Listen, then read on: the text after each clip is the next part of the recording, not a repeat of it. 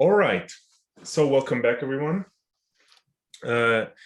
So we have the second speaker today, which is who is Giovanni Canepa from the University of Zurich, and he will speak about AKSZ construction for general relativity. Please. Thank you, Nino, for the introduction and the invitation, and of course, thank you all for organizing this conference. So, yes, I would talk about the AKSZ construction of general relativity, but first, let me begin with a bit of a motivation. So, the idea is that there is a general background.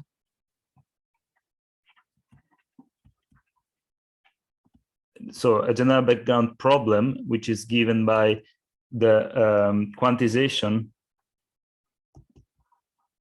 of general relativity.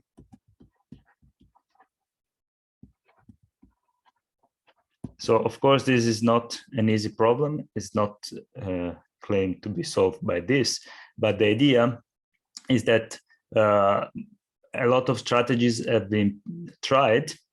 We are not so happy with none of them at the moment. And one more strategy for quantization could come from this BV-BFV formalism,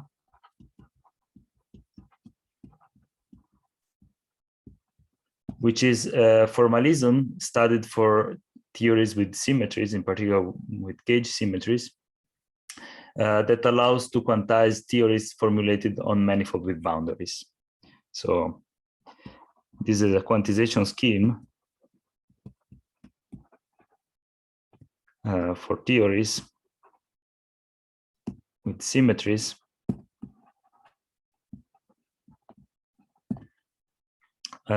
on manifolds with boundaries. And the point of my presentation here is that in order to access the quantization scheme, first of all, we have to introduce a classical BV-BFV formalism. And we have to cast our theory. In our case, it will be general relativity formulated in Palatini-Cartan sense. And we have to cast it into this formalism. And the point is that it's not automatic that a theory satisfies the axioms of this formalism. So it is not always possible to formulate a theory in this way. And unfortunately, this is the case of Palatini-Cartan gravity.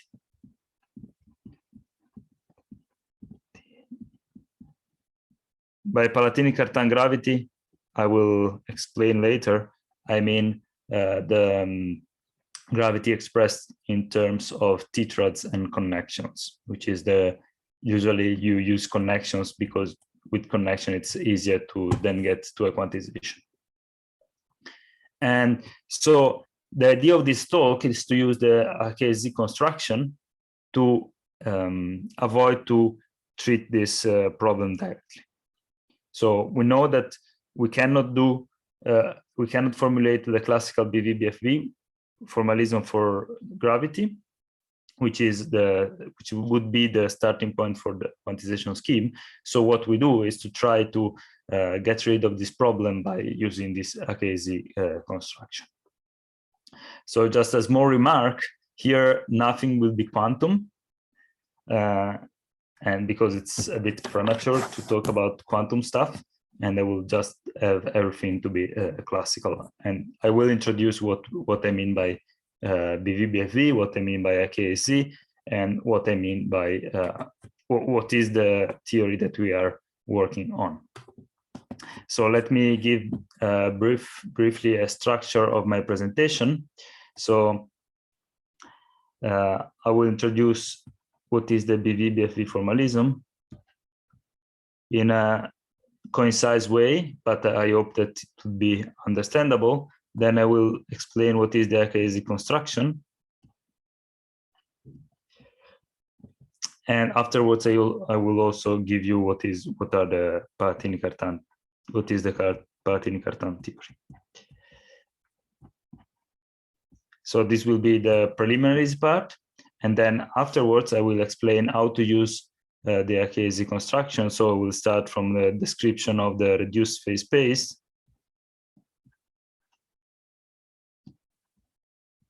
of gravity. Then I will go to the BFV theory of gravity. And then I will analyze the AKSZ construction. So this is the plan of the talk. Let's begin with the introduction of what is BV-BFV. So as someone before me already said, for example, Konstantin and Jan, so BV and BFV comes after Bartolin, Bilkovitsky, and Fradkin for the F. And indeed, they are used, it's a formalism used to encode in a standard way the symmetries of a theory. And as Konstantin was telling us, they are useful to remove some singularities that occur when you try to quantize your theories. So the following definition is given by in the Katanem-Nove-Reshetikin paper, is about what is a BFV, a generalized BFV theory at the classical level. So what we call a relaxed, sorry, this is terrible. Relaxed. I hope you can read. Is it too small? It's good. Okay, thanks. So a relaxed BFKV theory is a quadruple given by the space of field Fk, which is usually a graded manifold. You might think of it usually as the space of sections of some bundle over your manifold M. Then we have an action functional Sk, which is an action functional of degree K.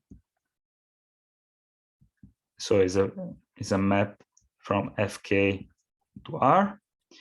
Then we have a symplectic form omega k, which we require to be exact. So symplectic form, and we require it to be exact.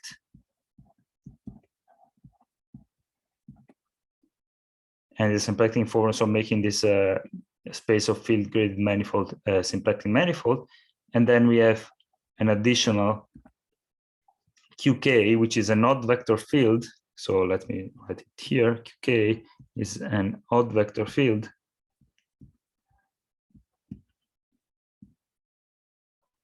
on Fk, such that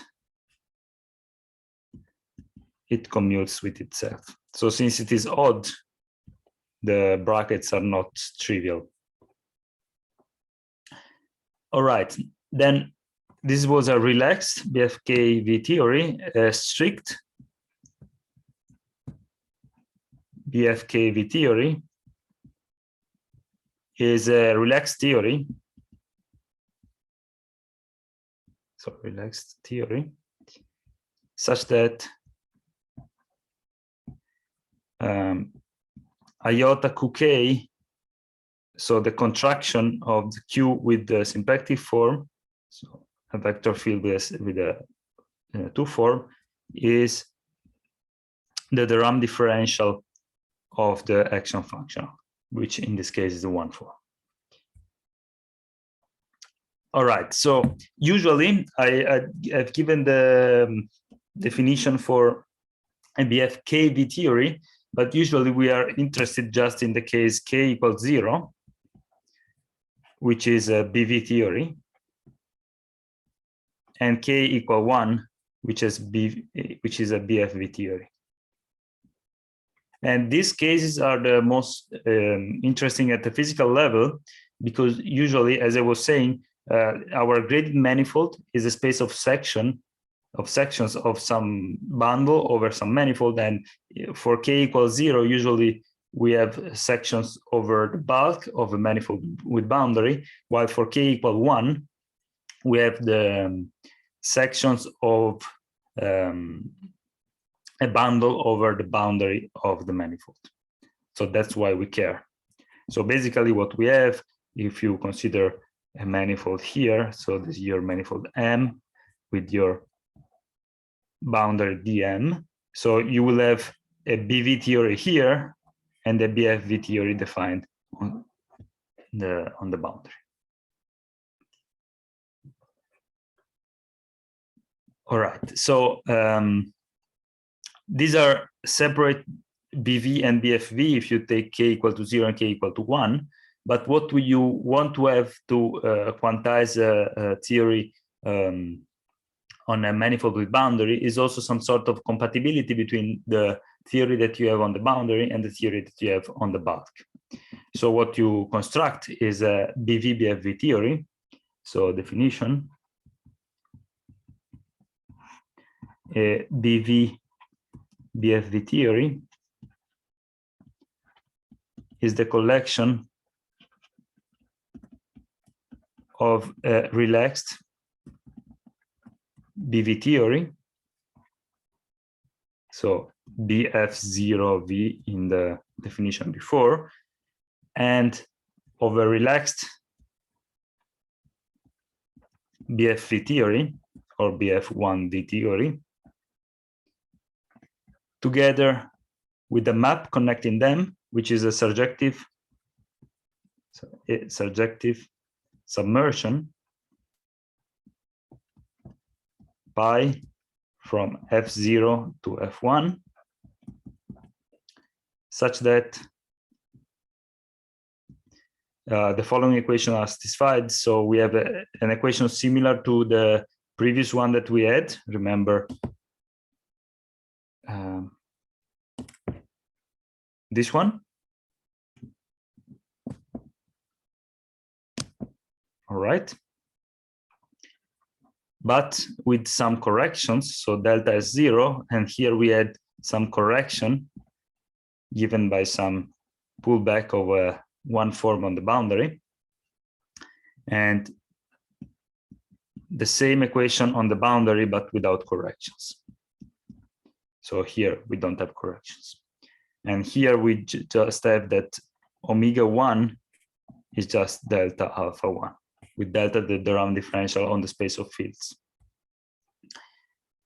And what we were interested in usually is to have a BV theory on the bulk. So with our previous picture, here we have our manifold M, we have a BV theory here. And what we want to do is to consider now the boundary and understand when it is possible to have a BFV theory in the boundary such that this definition is satisfied. So a BFV theory here. And usually what you have, so your field will be a section of some bundle here, and you can restrict it usually to the boundary or do some pullbacks. And you want basically that these equations are satisfied by this restriction, plus possibly some symplectic reduction, because the important bit here is that your data of a BV-BFV theory are given by a space of field which is symplectic plus an action. All right, so usually, as I was saying, there is this notion of BV-BFV extendability, which means that we start from a BV theory, which is given by a space of field and a symplectic form on it and an action on it, and you want to induce a BFV theory. And what you can do is to take the restriction of the fields to the boundary, and what you get is some space that I denote with the check, which is usually just pre-symplectic. So there is an algorithm that allows you to build a space of field on the boundary, to form on the boundary, and an action on the boundary. But the problem is that usually, or in some cases, this is not a symplectic form. So what you have to do is to take a reduction. Usually it is a symplectic reduction to get to a real BFV structure in which the form is symplectic. Now the problem is, so here is the problem. To do this reduction, of course, your two form here must be somehow regular. The kernel of these two form must be regular. So either it is symplectic on the nose, or it must be regular. And the big problem is that this is not usually given. And for example, in gravity, this is not the case. So in gravity, we fail this extension procedure because the form here is not regular, and we cannot produce a BFV theory here, which is compatible with the original BV1. So the goal of the paper is to explain how to get rid of this problem. And we will do it using the AKSZ construction, that what I will explain now. So let me sketch it. It will be a bit sketchy, but in general is a way to produce a if you start, I mean, it's a general procedure you can use for in many ways, but how we will use it is to produce a BV theory out of a BFV1. So you start from the boundary of a manifold, or just a codimension one submanifold, and then you construct a BV theory on a cylindrical manifold. So I'll explain it later. Let me just tell you what are the mathematical bases for this. So you start with an Hamiltonian DG manifold. So Hamiltonian differential graded manifold. And note that, for example, our BFV theory contains an Hamiltonian DG manifold, which is the space of fields, and let n ordinary manifolds.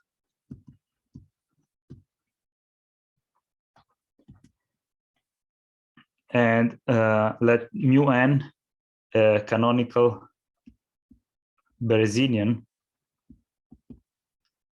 on T1n. So for those who don't know what is a Berezinian, you can just consider it as a way of integrating something on n in this case. So we define the following maps, Tn, which are called transgression maps, that go from forms on our Hamiltonian manifold to forms on a new graded manifold, which is given by maps from the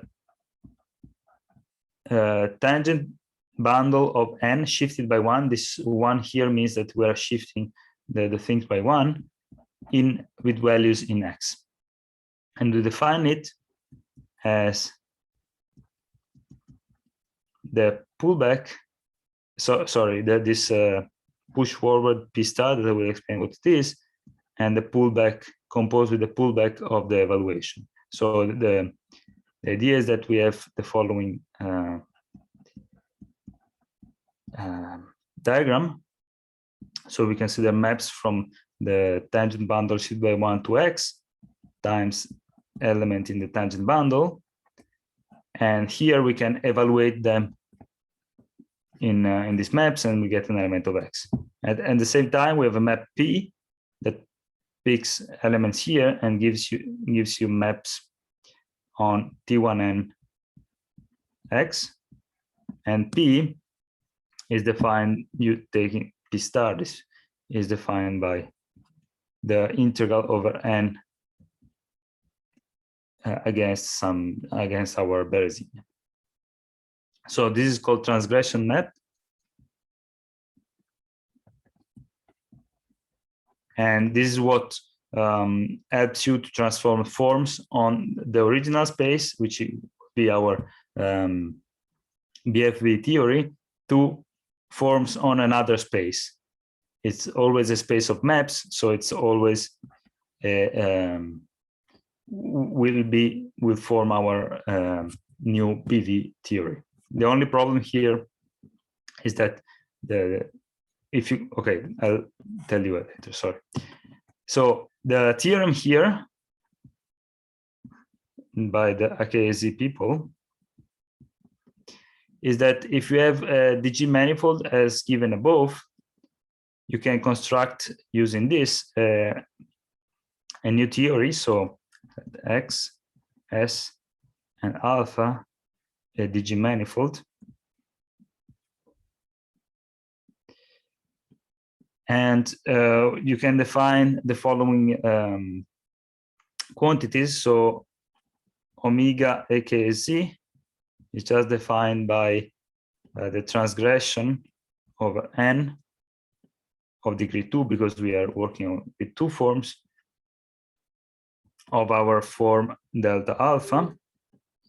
Then you define an action, AKSZ action,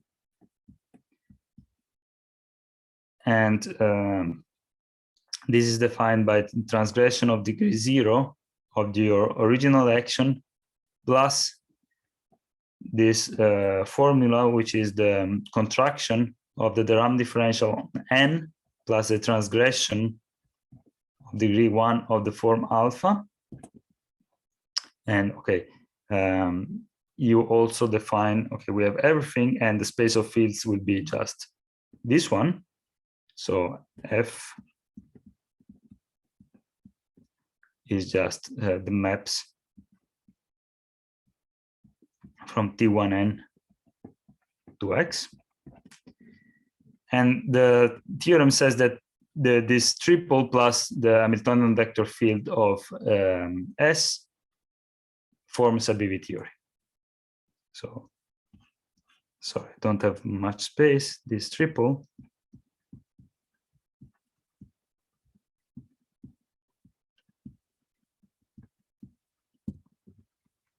So in our case, what we do is the following. We consider n to be an interval,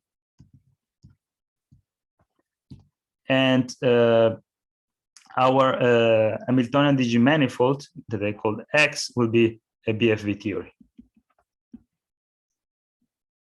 Then the resulting space are maps, as I will tell you before, from the tangent boundary shaded by one of the interval with values in X, which is our BFV theory.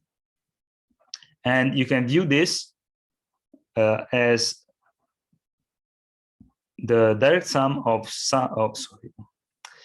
this is 9 of forms on the interval tensor your space of fields. By here, this is direct sum of omega 0, so function on the integral plus 1 forms. And so the idea is that with this, you can construct a BV theory, as I was telling you before. And moreover, the proposition here is that if you use this and you consider F1, then the couple F AKSZ constructed above and F1 form a BV-BFV theory. So to say in another way, the AKSZ construction is taking a BFV theory, and you have an algorithm to construct on a manifold, which then will be your M times the interval. So original boundary times an interval, so a cylindrical manifold, gives a way to construct a BV theory, which is automatically compatible with the original BFV1. So what you have your dm, you consider your cylindrical, so let me draw dm as a circle. You have your cylindrical manifold, and what you do, you have a BFV theory here. And what you do with the AKSZ is you construct a BV theory on the cylinder, which satisfies the right compatibility notions with the BFV1 on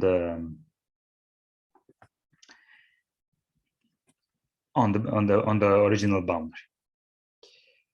All right. So I hope that this is more or less clear what we are doing, at least at pictorial level. And let me introduce the last thing, which is what is the theory that we are considering, and then we will put things together and see what we get.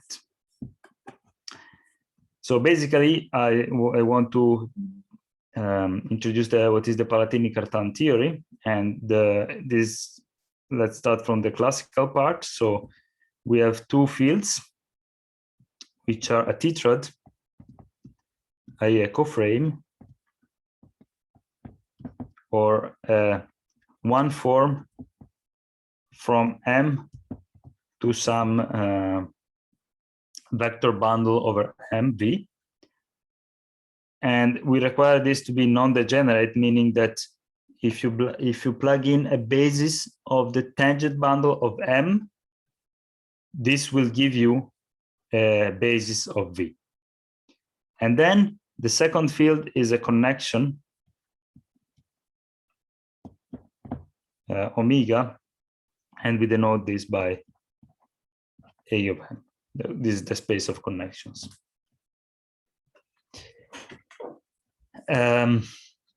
Yeah, so in our case, this will be a connection. You can think about as O3-1 connection, where 3 is the dimension of the space. You can take SON1 if you want to be more general with a different dimension of the space. Then general relativity, usually it's formulated in terms of metric, and the idea is that you can recover the metric from the tetrad, and with an auxiliary field which is a fixed Lorentzian metric on the vector space V. All right. So the classical action functional is given by this formula. So integral over M of EEF omega. So this is in dimension 4. Let me write everything in dimension 4 for the moment. Minus the cosmological constant times e to the 4. And this produces the following Euler-Lagrange equation. So you have EF omega minus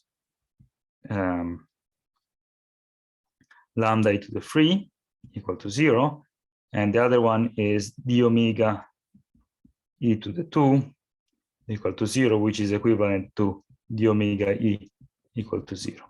So these are equivalent to the Einstein equation in the following way, because with this equation, you get that omega must be the metric connection, and so the Levi-Civita connection. So this is telling you that the omega is torsion-free, so omega must be the Levi-Civita connection of the metric here. And then if you plug in the right connection in this equation, you get exactly the Einstein-Hilbert, the Einstein equations. So in this way, this is a classical equivalent to the standard formulation of general relativity. Then from the classical Palatini-Cartan theory, one can construct the BV Palatini-Cartan theory by adding the symmetries. In this case, you recognize here the classical fields. So these were E and omega. And you add some ghosts, which are parameterizing the symmetries of the system. So the system has some gauge symmetries. We call them C, and the symmetries typical to the to gravity, which are the diffeomorphism that we call C. So what we do is to produce a BV theory is to take this space of field, the classical space of field, which is this part. We add the ghosts, parameterize the symmetries, and then we take the cotangent bundle shifted by -1. This is somehow a standard way to produce a BV theory having a classical one. Then the symplectic form is given by the standard canonical form of a cotangent bundle that works also for graded manifolds. And I'm sorry if I lose here the comments, but the BV action is part of the classical one. Here is written with n generic. If you want to work over the previous one, you have to put n equal to 4. Plus here you see the symmetries that are encoded in this way. So you have the infinitesimal symmetries with respect of the tetrad with respect to the diffeomorphisms and to the gauge symmetries, and you multiply them by the corresponding anti-ghosts. So this is the one staying in the fiber of the cotangent bundle of E. Then you do the same for omega and the same for the ghosts. So what you get is an action that satisfies the classical master equation.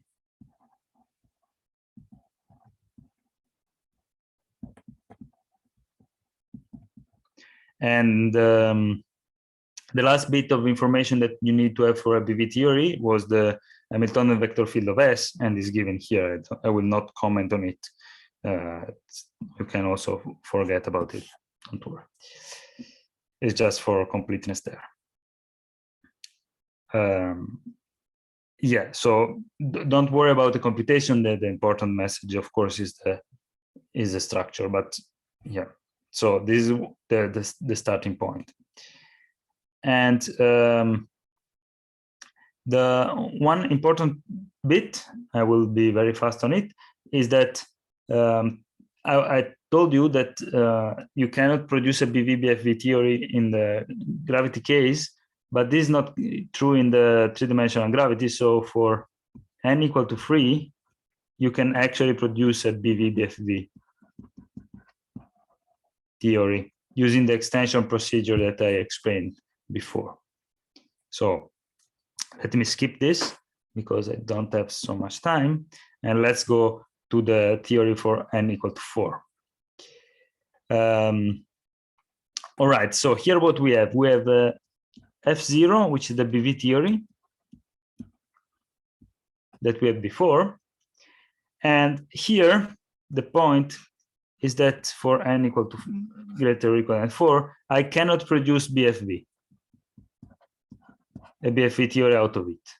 Because as I was telling you, the symplectic form, the two form coming from that you can induce from the bulk is not regular, as a kernel which is not regular. So you cannot produce a symplectic form on the boundary. So since we cannot go down in this way, what we do is a different strategy. So we start again from the classical theory.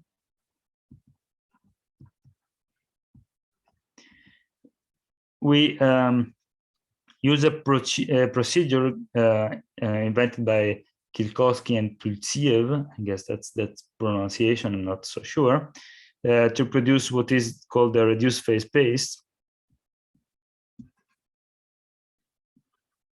And the nice part of this procedure is that this will be compatible with the construction of a BFV theory. So afterwards, from here, you construct a BFV theory.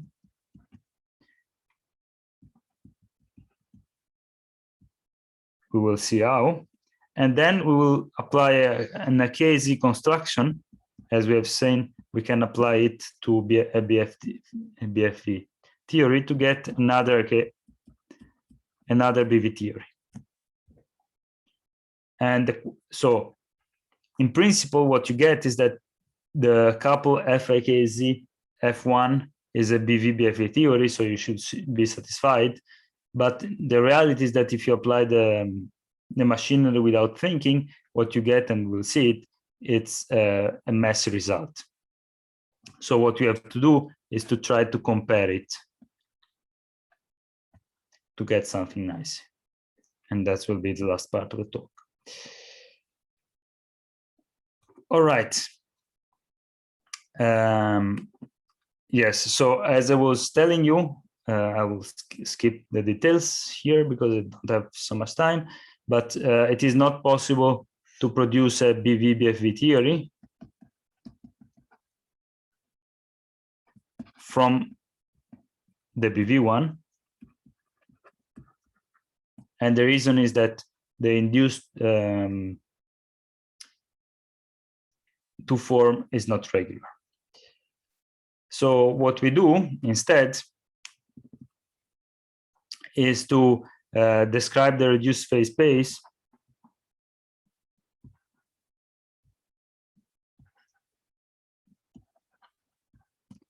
as a coisotropic submanifold of a symplectic space. So the reduced phase space is the space of, if you have a Cauchy surface, for example, is the space of possible initial condition of your theory for a Cauchy problem.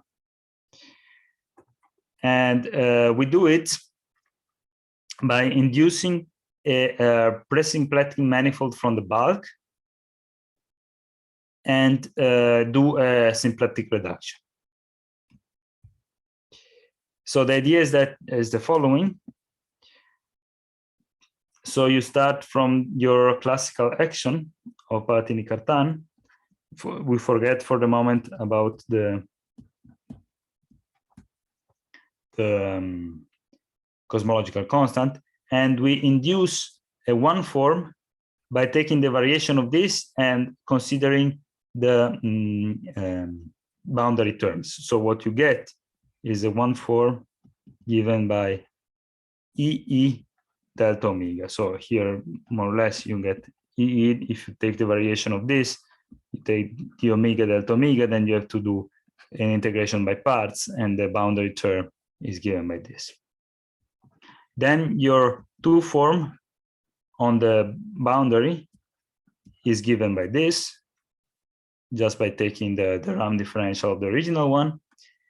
And the point is that this is not symplectic, but as a kernel.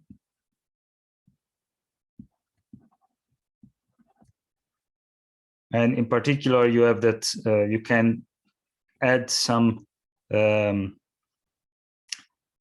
parts of the connection here. So you can take another connection, omega tilde, given by omega plus v, where E wedge v is equal to 0.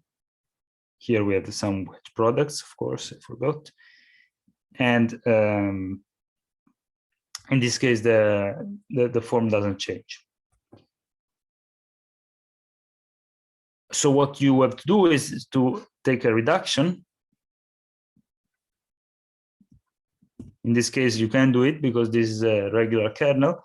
And so your boundary two form or symplectic form will be given by some expression of this type, where this is a equivalence class given by this equivalence relation. So a connection is equivalent to another if they can be connected each other with an element phi satisfying this equation. Giovanni, yes? You have 5 minutes left. Okay, thank you very much.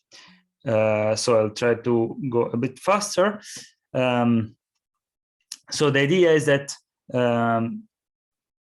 once you have this, it's a bit of a problem to work with equivalence classes.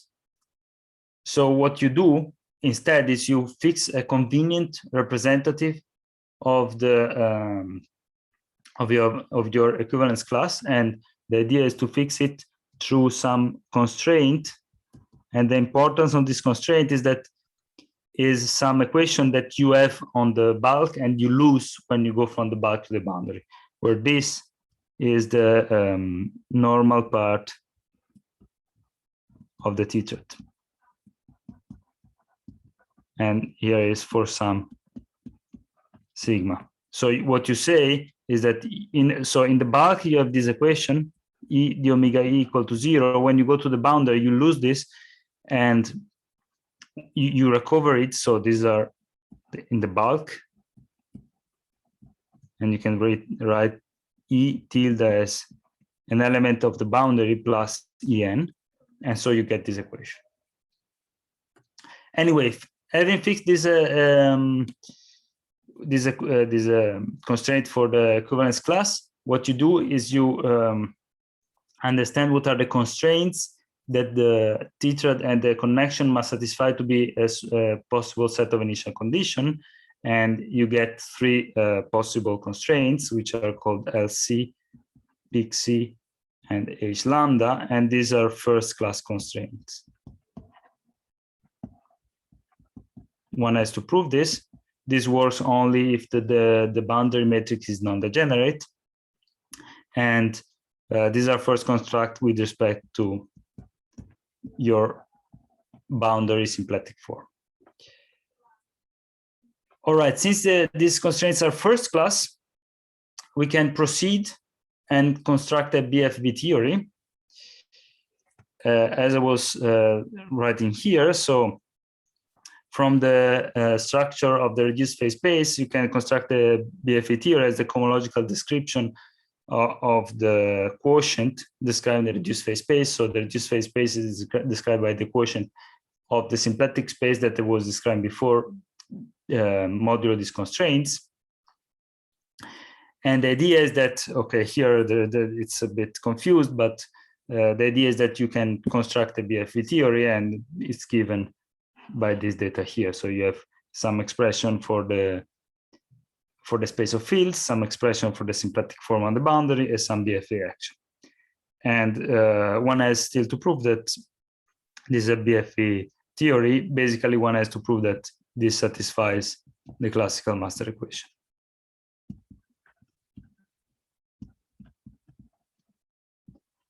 So once we have the BFV theory, we can apply the AKSZ construction as I was explaining before, and we get this result. As you can see, it's completely messy. We have our BV theory, but it's more or less unreadable. So what one has to do is to try to compare with the original one and see what is going on. So the original one, as we have seen before, was given by this free data here. And the key point is that you can split your fields using the fact that you are in this cylindrical manifold with a part which is tangent to the boundary and a part that is normal to the boundary. As you can see here, you do it for all fields. Then what you get is that you can define your theory by imposing that your BV theory, you start from the original one, and you impose the following conditions. So you impose the standard constraint that I was imposing before. So this in E sigma, but here, since we are in the BV case and no longer in the classical one, you have to add some terms to get something that is compatible with the BV structure. And plus, since we are in a tangent bundle, we cannot just reduce by one constraint. We have to do it twice to get another symplectic manifold. So, and the idea is that omega dagger, if you remember here, particular omega n dagger, sorry, this one, the idea is that omega n dagger must be again in the form of E times something, say X. Then if we start from this BV theory and you quotient by this, what you get is a theory which is basically equivalent to your F AKSZ. So there is a bijection, a BV bijection between this reduced BV and the original one. So basically, to conclude, and sorry for the overtime, what we get is that we build the BFV theory. Then we go up here with the AKSZ construction, and afterwards we understand what are the conditions that we have to pose to the standard BV theory, such that we have a BV-BFV structure here. So at the end, we get what are the conditions here. We get a BV-BFV theory for Palatini-Cartan, and we are almost happy because from here, in principle, one should be able to start quantization. Of course, this is it's not an easy problem, and it's for the moment beyond our capability, but that's the idea. So here a bit of references which I used in this talk, and in these references you can find the details. So thank you for listening, and sorry for the overtime. Thank you very much, Giovanni, for the great talk. Any questions?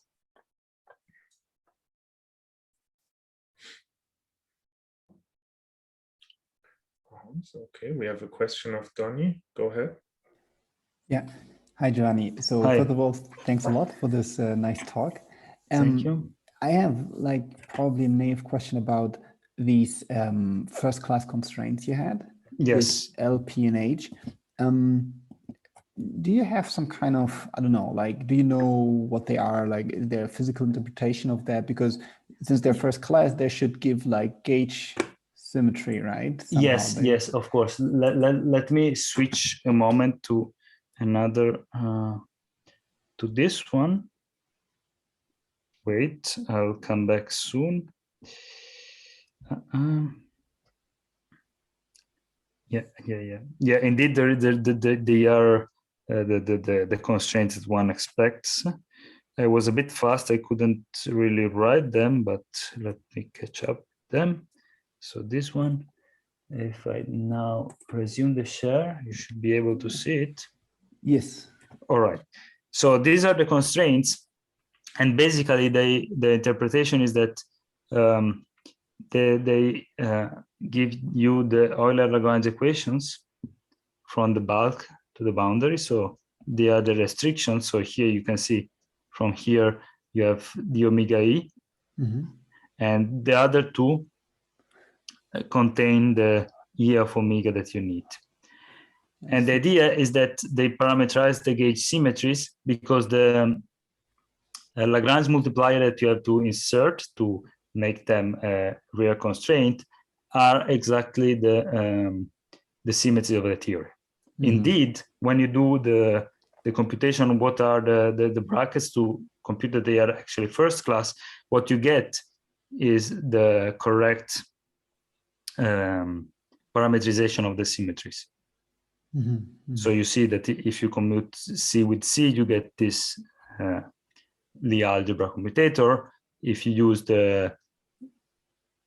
for example, the diffeomorphisms, you get the commutator between the diffeomorphism. In this case, is the commutator between vector fields, and so on. Okay, the other ones are a bit more complicated because, for example, the interpretation is that this is the gauge symmetry. These are the diffeomorphisms that are tangent to the boundary, and these are the diffeomorphisms that are normal to the boundary. So the one that wouldn't be a symmetry otherwise.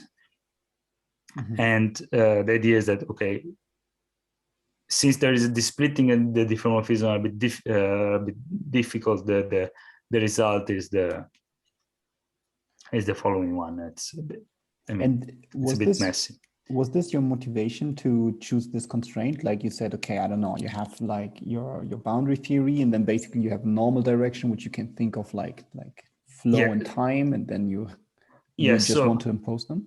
There are two motivations. Once you want to impose all the constraints, so you have to have them in this way. And the other point is that if you try to write a constraint in this way, so with some Lagrange multiplier and EF omega, you cannot write down what are the Hamiltonian the Hamiltonian field of this constraint. So it's a more computational problem. And the point is that since we want to work on a quotient, working on a quotient, you have to be a bit careful on which function you choose. So you have to choose a function that actually is well defined on the quotient. Yes. And the idea is that these two are well defined on the quotient, but this one is not. I see. Cool. Thank you. Thank you for that question.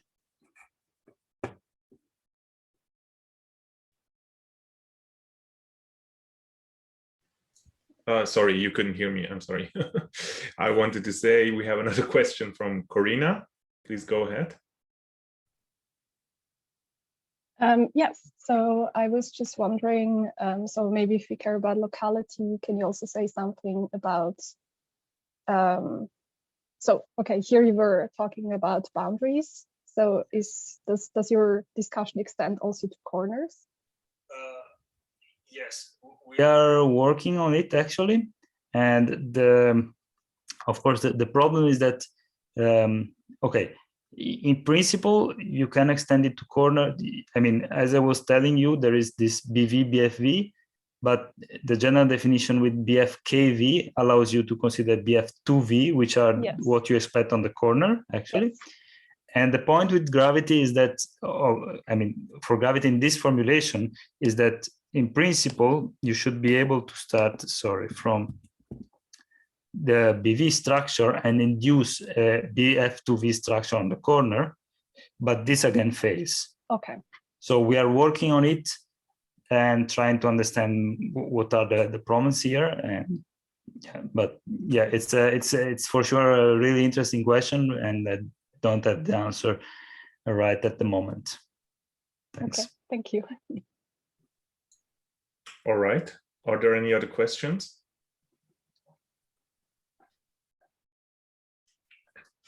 If not, then maybe I can ask a question. So you were talking about as a motivation about quantization, right? So can you maybe just say a couple of words about it? Sure. So just a couple of words, because the problem is that, of course, these are all preparation things, and we didn't actually start to think about quantization, but the idea is that at some point you will have to choose a sort of polarization on the space and then work with it. The problem that you might find now is that you have a BV-BFV theory, but both the BV and the BFV one are defined as some sort of quotients. I mean, the BFV one is this one, but the fields have to satisfy some additional equation. So when you try to do the quantization, the idea that we expect is we expect to have some slight problem with this additional constraint that you have to impose.